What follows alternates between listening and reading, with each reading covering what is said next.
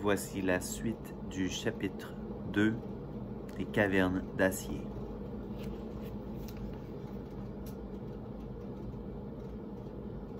Je reprends la dernière phrase. Et voici que Bailey ne put s'empêcher de grincer des dents. Le Spatien, qui l'avait poliment écouté, répliqua: « Ce ne sera pas nécessaire. Je vous attendais. »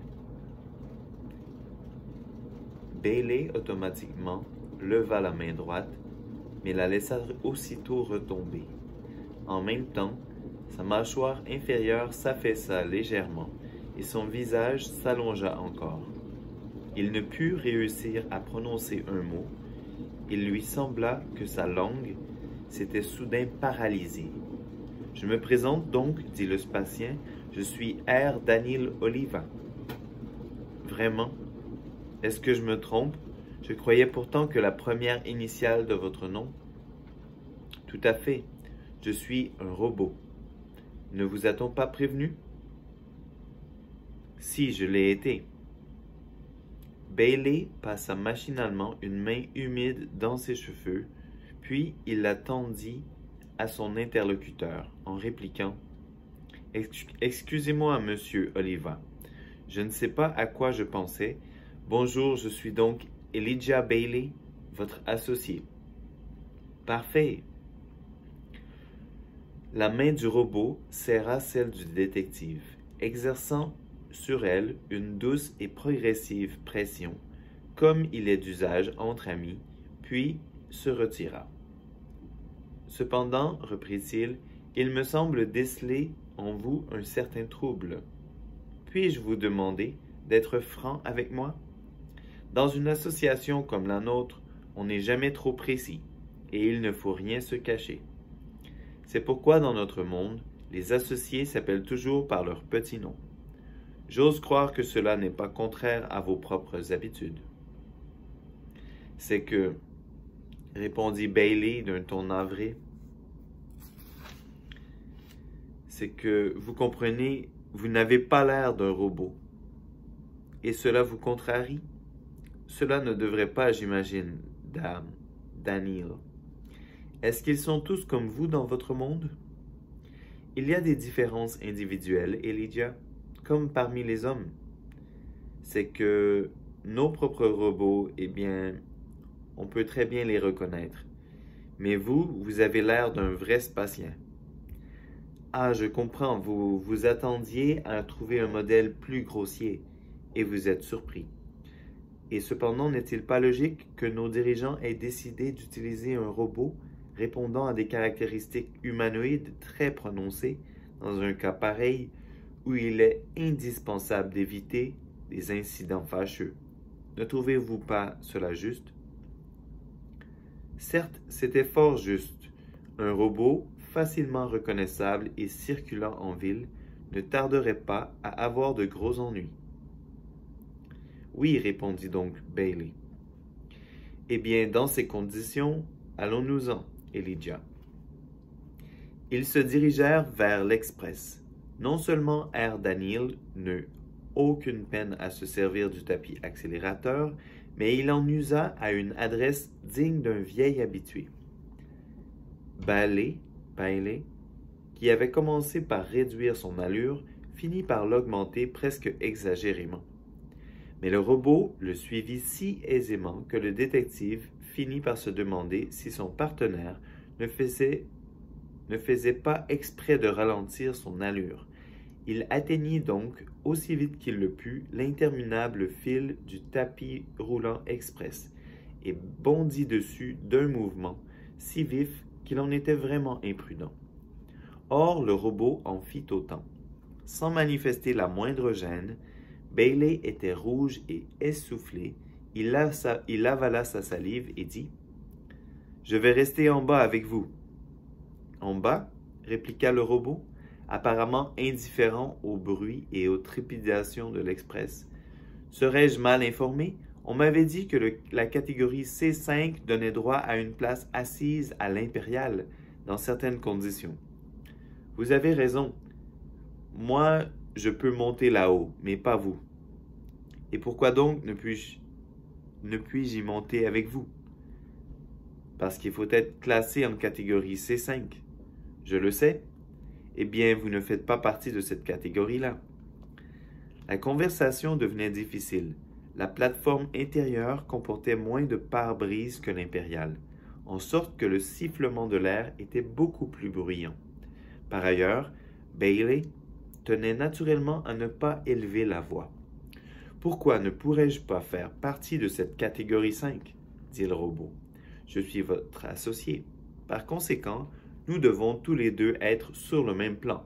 On m'a remis ceci. » Ce disant, il sortit d'une poche intérieure de sa chemise une carte d'identité réglementaire au nom de Daniel Oliva, sans la fatidique initiale R, et n'y manquait aucun des cachets obligatoires et la catégorie qui y figurait était C5.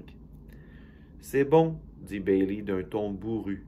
Montons. » Quand il se fut assis, Bailey regarda droit devant lui. Il était très mécontent de lui-même et n'aimait pas sentir ce robot assis à côté de lui. En un si bref laps de temps, il avait déjà commis 2 erreurs. Tout d'abord, il n'avait pas su reconnaître que R. Daniel était un robot. En second lieu, il n'avait pas deviné que la logique la plus élémentaire exigeait que l'on remît à R. Daniel une carte C5. Sa faiblesse, il s'en rendait bien compte. C'était de ne pas être intégralement le parfait détective répondant à l'idée que le public se faisait de cette fonction. Il n'était pas immunisé contre toute surprise. Il ne pouvait constamment demeurer imperturbable. Il y avait toujours une limite à sa faculté d'adaptation. Enfin, sa compréhension des problèmes qui lui étaient soumis n'était pas toujours aussi rapide que l'éclair. Tout cela, il le savait depuis fort longtemps, mais jamais encore il n'avait déploré ses lacunes et ses imperfections, inhérentes à la nature humaine. Or, ce qui maintenant les lui rendait pénibles, c'était de constater que, selon toutes les apparences, R. Daniel Oliva personnifiait véritablement ce type idéal de détective. C'était en fait pour lui une nécessité inhérente à sa qualité de robot.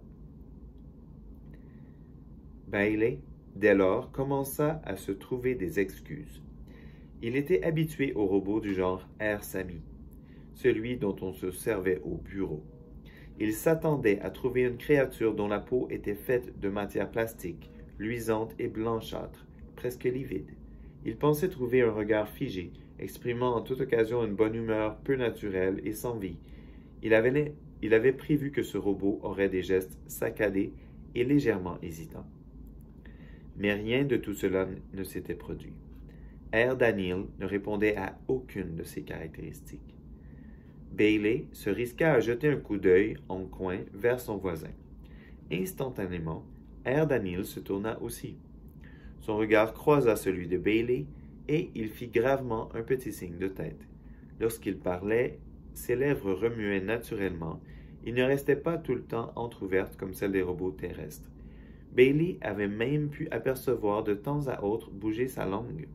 « Comment diable peut-il rester assis avec un tel calme ?» se dit Bailey. Tout ceci doit être complètement nouveau pour lui. Le bruit, les lumières, la foule. Il se leva, passa brusquement devant R. Daniel et lui dit « Suivez-moi ». Ils sautèrent à bas de l'express sur le tapis décélérateur et Bailey se demanda soudain « Qu'est-ce que je vais dire à Jessie ?» Sa rencontre avec le robot avait chassé de son esprit cette pensée, mais voilà qu'elle lui revenait pressante et douloureuse, tandis qu'ils approchaient rapidement sur le tapis roulant secondaire du centre même du quartier de Bronx. Il crut bon de donner au robot quelques explications. « Tout ce que vous voyez là, Daniel, dit-il, c'est une seule et unique construction qui englobe toute la cité. La ville de New York tout entière consiste en un seul édifice, dans lequel vivent 20 millions d'individus. L'Express fonctionne sans jamais s'arrêter, nuit et jour, à la vitesse de 100 km à l'heure. Il s'étend sur une longueur de 400 km. Il y a des centaines de kilomètres de tapis roulants secondaires. Dans un instant, se dit-il, je vais lui dire combien de tonnes de produits à base de levure on consomme par jour à New York et combien de mètres cubes d'eau nous buvons, ainsi que le nombre de mégawattheures produits par les piles atomiques. On m'a en effet informé de cela, dit R. Daniel, et les instructions que j'ai reçues comportent d'autres renseignements du même genre. Par conséquent, se dit Bailey, il est au courant de ce qui concerne la nourriture, la boisson et l'énergie électrique. Il n'y a pas de doute. Pourquoi vouloir en remontrer à un robot? Il se trouvait dans la 182e rue Est, et il ne leur restait plus que 200 mètres à parcourir pour atteindre les ascenseurs, qui desservaient d'immenses blocs de ciment et d'acier contenant d'innombrables logements, y compris le sien. Il était sur le point de dire « Par ici », quand il se heurta à un rassemblement qui se tenait devant la porte brillamment éclairée d'un magasin de détail, comme il y en avait beaucoup au rez-de-chaussée des immeubles d'habitation. Usant automatiquement d'un ton autoritaire propre à sa profession, il demanda « Qu'est-ce qui se passe donc ici ?»« Du diable si je le sais, » répondit un homme, debout sur la pointe des pieds. « Je suis comme vous, j'arrive à l'instant. »« Moi, je vais vous le dire, » fit un autre fort excité. « On vient de remplacer dans le magasin certains employés par ces salauds de robots. Alors je crois que les autres employés vont les démolir. Oh là là! Ce que j'aimerais leur donner un coup de main. » Bailey jeta un regard inquiet à Daniel, mais si celui-ci avait compris ou même entendu les paroles de l'homme, il ne le montra pas. Bailey fonça dans la foule en criant « Laissez-moi passer! Laissez-moi passer! Police! » On lui fit place et il entendit derrière lui « Mettez-les en morceaux! Cassez-les comme du verre, pièce par pièce! » Quelqu'un rit, mais Bailey, lui, n'en avait aucune envie. Certes, la cité représentait le summum des perfectionnements au point de vue de l'organisation et du rendement, mais elle impliquait une collaboration volontaire de ses habitants à l'œuvre commune. Elle exigeait d'eux leur acceptation d'une existence conforme à des règles strictes et soumise à un sévère contrôle scientifique.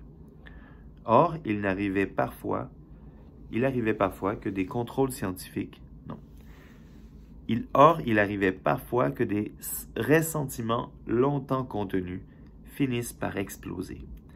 Bailey ne se rappelait que trop bien les émeutes de la barrière. Il ne manquait évidemment pas de raison pour motiver un soulèvement de masse contre les robots. La généralisation de leur emploi entraînerait automatiquement le déclassement d'un nombre correspondant d'hommes, ce qui signifierait que pour ceux-ci, la perspective du chômage, c'est-à-dire la portion congrue du strict minimum vital.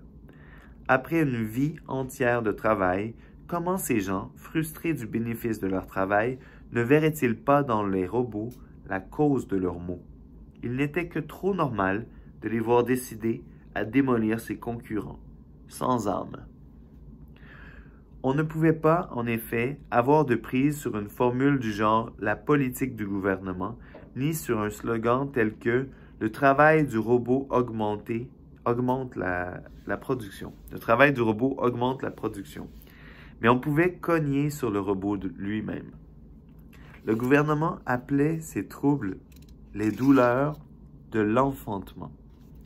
Il déplorait de tels faits, se déclarait désolé, mais assurait la population qu'après une indispensable période d'adaptation, une nouvelle et meilleure existence commencerait pour tout le monde. En attendant, le déclassement d'un nombre croissant d'individus avait pour cause directe l'extension du mouvement médiévaliste. Quand les gens sont malheureux et perdent tout espoir de voir venir la fin de leurs tourments, ils passent aisément de l'amertume née de la spoliation à la fureur vengeresse et destructrice. Il ne faut alors que quelques minutes pour transformer l'hostilité latente d'une foule en une fulgurante orgie de sang et de ruines. Bailey, parfaitement conscient de ce danger, se rua farouchement vers la porte du magasin. Fin du chapitre 2.